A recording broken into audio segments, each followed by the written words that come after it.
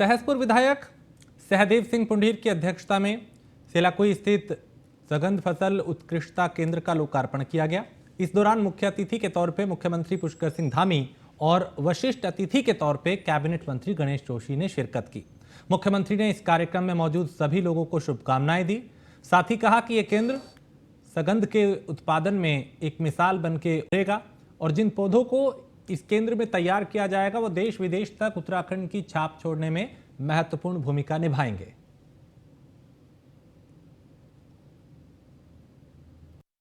सगंध केंद्र के आज इस लोकार्पण के अवसर पर मैं कह सकता हूं कि आने वाले समय में यह केंद्र हमारे यहाँ की आर्थिकी का एक बहुत बड़ा जरिया हमारे किसानों का बनेगा और ये जहाँ एक प्लांटेड मटेरियल उपलब्ध कराने का काम करेगा, वहीं जो पौधे हमारे किसान भाइयों को मिलेंगे यहाँ से उसको वापस लेकर उनको एक मार्केट देने का भी काम होगा और इसकी हमारे यहाँ अपार संभावनाएं हैं और हम लोग लगातार इसका विस्तार हो। पिछले दिसंबर 2021 में माननीय प्रधानमंत्री जी के द्वारा इस एरोमा पार्क का लोकार्पण किया गया था। तब से लेकर तमाम तरीके से यहाँ पर साइंस एंड टेक्नोलॉजी का बेहतर उपयोग करके किसानों के लिए एक अच्छा रास्ता यहाँ से बनाया जा रहा है, जिससे कि वो आने वाले समय में उनकी आर्थिकी, उनकी आय पहले से दुगनी हो और वो समृद्ध हो। सगंध किसानों की आय दुगनी करने का हमारा जो संकल्प है उस दिशा में एक बहुत मील का पत्थर साबित होगा। आज मैं आभार करता हूँ मुख्यमंत्री को कि मेरे अनुरोध पर घोषणा उन्होंने यहाँ पर की है और आप देख रहे हो कि इस प्रकार से ये केंद्र काम कर रहा है। आज इसका टर्नओवर 95 करोड़ से ऊपर हो गया है और इसके लिए मैं संस्थान के लोगों को और यहाँ के किसानों को शुभकामनाएं देता हूँ, बधाई देता हूँ। सेंटर ऑफ एक्सीलेंस जो सीडलिंग्स है उसका प्रोडक्शन किया जाएगा बड़े स्केल में, अच्छी गुणवत्ता की, और वो प्रदेश के दूर दराज किसानों को पहुंचाई जाएंगी। उससे फ़ायदा ये होगा कि जो नई वैरायटीज़ हैं उसका फास्ट मल्टीप्लिकेशन होगा, तेज़ी से हम बहुत सारे पौधों की संख्या बना पाएंगे। उससे किसान अपने जो ऑर्चर्ड है, बाग, आने वाले टाइम में दालचीनी के बाग, तिमरू के बाग आप यहाँ पे देखेंगे। अभी तक वो बाउंड्री में या छोटे मोटे स्केल में लगाते हैं और इसकी जो इकोनॉमी है इस टेक्नोलॉजी के माध्यम से लगभग दुगनी हो जाएगी। चारधाम यात्रा की तैयारियों को लेकर मंगलवार को सीएम पुष्कर सिंह धामी ने समीक्षा बैठक की। इस दौरान मुख्यमंत्री ने कहा कि यात्रा शुरू होने से पहले सभी विभाग अपने स्तर से सभी तैयारियां पूरी कर लें। बद्रीनाथ यात्रा के सुचारू संचालन के लिए बीआरओ की एक टीम नियमित भू धसाव की जद में आए जोशीमठ में रहेगी और अगर जोशीमठ में सड़क में दरार या कोई अन्य समस्या आती है तो उनका जल्द ट्रीटमेंट किया जाएगा। यात्रा के सफल संचालन के लिए जोशीमठ में आपदा प्रबंधन का कंट्रोल रूम भी बनाया जाएगा। सीएम ने कहा कि पिछले साल की चारधाम यात्रा में जो कमियां रह गई थी उससे संबंधित विभाग उनका निदान करते हुए इस बार श्रद्धालुओं को क्या बेहतर सुविधा दे सकते हैं, इस पर ध्यान दें।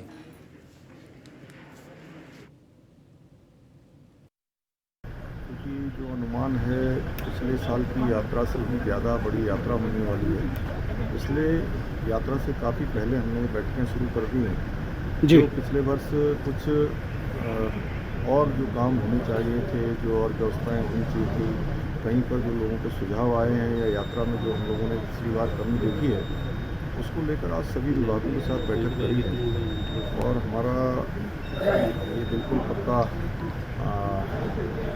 दृढ़ मत है कि यहाँ उत्तराखंड के अंदर आने वाले पूरे देश से विदेश से जितने भी श्रद्धालु आ रहे हैं उन सभी को यात्रा में कोई परेशानी न हो, उनकी यात्रा अच्छी हो, उसके लिए सभी विभाग अपने अपने स्तर पर काम करें और अगली समीक्षा भी जल्दी हम करेंगे, जिससे कि जो आज कुछ बिंदु इसमें आए हैं उन बिंदुओं पर कितना काम हुआ है और कितना और काम करना है वो लगातार समीक्षा के माध्यम से होता रहेगा। सर, ये पहली बार हो रहा है कि फरवरी से ही हमने चारधाम यात्रा की शुरुआत कर दी है, नहीं तो आमतौर पे मार्च या अप्रैल में शुरुआत होती थी। पिछले साल की यात्रा में काफ़ी चुनौतियां हमारे सामने आई थी और किसी भी यात्री को, किसी भी श्रद्धालु को कोई परेशानी न हो, इसलिए हमने ये बैठकें पहले ही प्रारंभ कर दी। सर, आज कई विभागों ने आपको प्रेजेंटेशन भी दी और ये भी इस बार की उम्मीद है कि जिस तरह की बुकिंग मिल रही है, श्रद्धालुओं की संख्या बहुत ज़्यादा होने जा रही है। क्या हम पंजीकरण को लेकर भी एक नियम बनाएंगे कि हर जगह? पंजीकरण को लेकर नियम बनाए हैं और काफ़ी सारी हज़ारों की संख्या में बुकिंग अभी तक हो भी चुकी है और पिछले साल की तुलना में इस बार जो पंजीकरण की संख्या है सभी धामों में हम बढ़ा रहे हैं। परिवहन मंत्री चंदन राम दास ने आईएसबीटी देहरादून का औचक निरीक्षण किया। बता दें कि आगामी अप्रैल के महीने से चारधाम यात्रा शुरू होनी है। इसे लेकर चंदन राम दास ने व्यवस्थाओं का जायजा लिया और उन्हें जहां पे लापरवाही दिखी, उन्हें जहां पे अव्यवस्था दिखी, उसे दुरुस्त करने के निर्देश दिए। साथ ही गाड़ियों के समय पे संचालन को लेकर भी परिवहन मंत्री ने अधिकारियों को निर्देश दिया और वहीं मौके पे चालक, परिचालकों और यात्रियों से भी फीडबैक लिया। चारधाम यात्रा की तैयारी के सिलसिले में आज मैंने आईएसबीटी देहरादून का औचक निरीक्षण किया और साफ सफाई, स्टाफ, शौचालयों की व्यवस्था का भी निरीक्षण किया।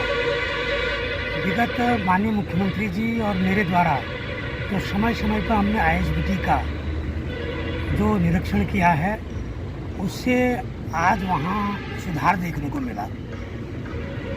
सड़कों की व्यवस्था भी पहले से ठीक है, शौचालय का काम चल रहा है, टाइम कीपर वगैरह कई अधिकारी अपनी कुर्सी पर थे, कुछ लोग नहीं थे, जो नहीं थे वो ऑन कॉल पर वहाँ पर आ गए थे। इसलिए चारधाम यात्रा से पहले हमने आईएसबीटी को देहरादून की लाइफलाइन को समझकर इसको दुरुस्त करने, स्वच्छ करने, इसके लिए 5 करोड़ का बजट हमने तो चारधाम यात्रा को लेकर जहां सरकार एक तरफ तैयारियों में जुटी है, तो वहीं पुलिस प्रशासन के आला अधिकारी भी चारधाम यात्रा पर तैयारियों पर लगातार नजर बनाए हुए हैं। ADG law and order V Murugesan ने कहा कि अप्रैल से शुरू होने जा रही यात्रा को लेकर पुलिस ने तैयारियां पुख्ता कर ली हैं, जिसे लेकर चारधाम मार्ग में इस बार अतिरिक्त पुलिस बल के साथ पीआरडी जवानों को भी तैनात किया जाएगा ताकि तीर्थ स्थल पर जाने वाले यात्रियों को किसी भी प्रकार की कोई दिक्कत ना हो।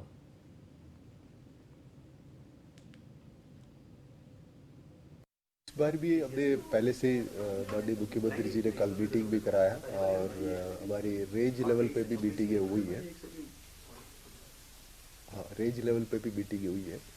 तो हमारी तैयारी अब शुरू हो गया है क्योंकि 24 अप्रैल के बाद से यात्रा शुरू होगा।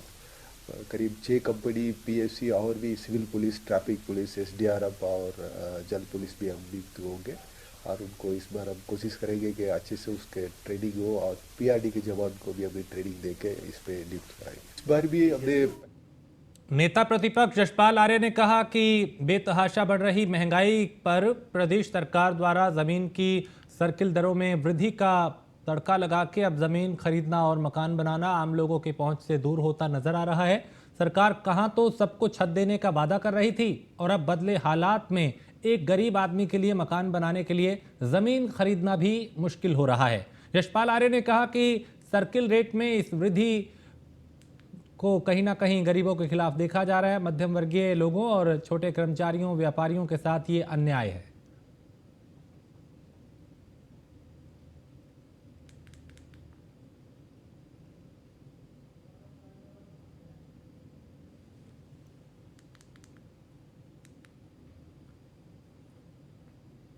और आईएएस बंशीधर तिवारी ने मसूरी देहरादून विकास प्राधिकरण के उपाध्यक्ष का चार्ज संभाल लिया है। बंशीधर तिवारी ने एमडीडीए के उपाध्यक्ष का चार्ज संभालने के बाद अपनी प्राथमिकताओं को गिनवाया।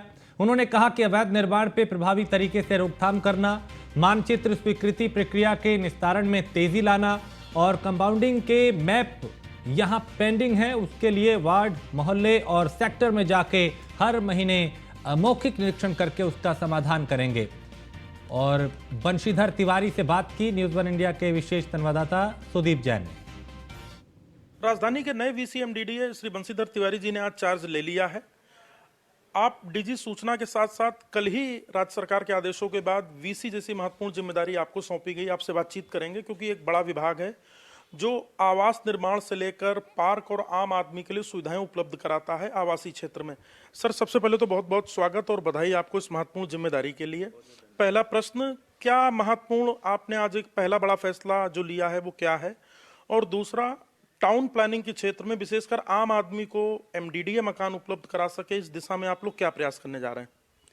देखिए, निश्चित रूप से जो हमारे प्राधिकरण के कार्य हैं, एक तो अवैध निर्माण पर प्रभावी अंकुश लगाने के लिए अभी मैंने बैठक लिया था, उसमें निर्देश दिए हैं कि इसको किसी भी दशा में बर्दाश्त नहीं किया जाएगा और जो हमारे लगभग 20,000 के आसपास यहाँ वार्ड चल रहे हैं, उसके लिए हमने कहा कि वार्ड वाइज हर शनिवार प्रत्येक सप्ताह हम लोग समन कैंप का भी आयोजन करेंगे, ताकि लोगों को उनके अपने मौके पर ही हम निस्तारण करें। कुछ अगर निरीक्षण परीक्षण करना है तो वही निरीक्षण परीक्षण कर लें और उसका समाधान करें।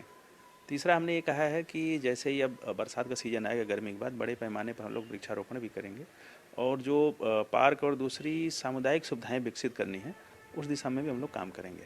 सर, बीते कई वर्षों से देखा गया इंक्रोचमेंट पे, अवैध निर्माण पे, डिमोलिशन पर तो एमडीडीए बहुत एक्टिव है, पर डेवलपमेंट चार्ज जिस काम के लिए लेता है मकान बनाने के, उसमें काफ़ी पीछे है। दूसरा, यदि कोई छोटी मोटी गलती करता है तो पहले अभियंता अनदेखी करते हैं, बाद में नोटिस देना, उत्पीड़न करना, इस तरीके का जो एक कल्चर है कैसे खत्म होगा? नहीं, देखिए, प्राधिकरण जनता के लिए बना है और जनता की सुविधाओं का हम लोग ध्यान रखेंगे।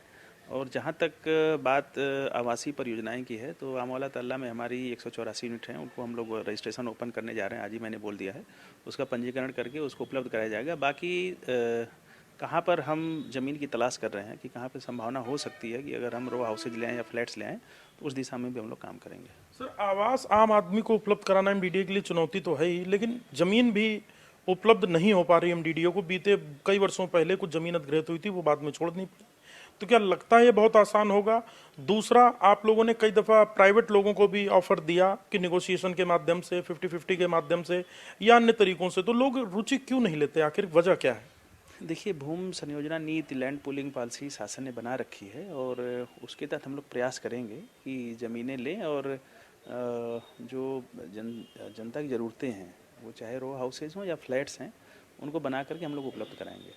तो आप थे राजधानी की एमडीडीए के नए वीसी बंशीधर तिवारी जी, जिन्होंने साफ कहा है कि आम आदमी को सुविधा मिले, और अब मोहल्लेवार जाके भी ओटीएस स्कीम के तहत जो मकानों के नक्शे पास नहीं हो पाए, या ऐसे नक्शे जिनके पास होने के बाद कुछ आपत्तियां आई, उनका मोहल्लेवार ही निस्तारण कराया जाएगा। कैमरा सहयोगी अंजीत के साथ सुदीप जैन, न्यूज़ 1 इंडिया, देहरादून। और देहरादून में 2 मार्च को होगी उत्तराखंड कैबिनेट की बैठक। सुबह 11 बजे से सचिवालय में कैबिनेट की बैठक होगी, और कैबिनेट में बजट सत्र से संबंधित विषयों पर चर्चा होगी। राज्य आंदोलनकारियों के शैक्षिक आरक्षण विधेयक पे भी चर्चा होगी। तो सुबह 11 बजे सचिवालय में कैबिनेट की बैठक होगी, और कैबिनेट में बजट सत्र से संबंधित विषयों पर चर्चा होने की संभावना है। इसके अलावा राज्य आंदोलनकारियों के शैक्षिक आरक्षण विधेयक पर भी चर्चा हो सकती है। और सीएम पुष्कर सिंह धामी का 2 दिवसीय कुमाऊं दौरा है। गुरुवार सुबह 11 बजे किच्छा के लिए रवाना होंगे सीएम, और दोपहर में टनकपुर में कार्यक्रम में वो शामिल होंगे। मुख्यमंत्री पुष्कर सिंह धामी का रात्रि विश्राम चंपावत में होगा, और शुक्रवार को चंपावत से खटीमा पहुंच रहे हैं सीएम धामी।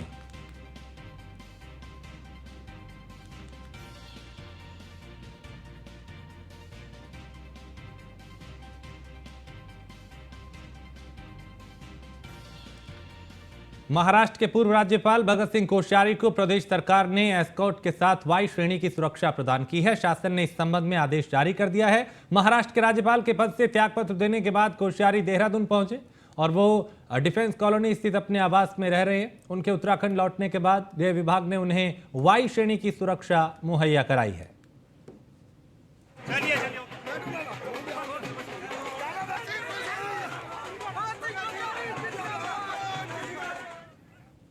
और गैरसैंण बजट सत्र को लेकर अब सियासी घमासान शुरू हो गया है, और मार्च में गैरसैंण में बजट सत्र होना है, जिसे लेकर सरकार की तरफ से कवायद शुरू हो गई है। लेकिन सूबे के पूर्व मुख्यमंत्री हरीश रावत ने सरकार पर निशाना साधा और कहा कि सरकार जनभावनाओं के साथ खिलवाड़ कर रही है। रावत ने कहा कि सरकार ने जब गैरसैंण को ग्रीष्मकालीन राजधानी बनाया, तो सरकार वहां के लोगों की क्यों अनदेखी कर रही है।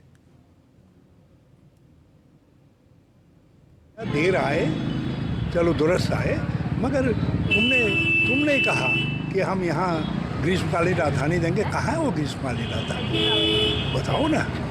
हम तो आएंगे सत्ता में, पूर्ण राजधानी बनाएंगे, लेकिन तुमने ग्रीष्मकालीन कहा है, जब ग्रीष्मकालीन राजधानी है कहाँ? बताओ तो सही। उसके नाम से तो चपरासी भी नहीं है, एक पत्थर भी तुमने नहीं लगाया है, तो ये किसके साथ ठगी कर रहे हो? और इसी के साथ इस बुलेटिन में फिलहाल इतना ही। आप बने रहिए न्यूज़ 1 इंडिया के साथ।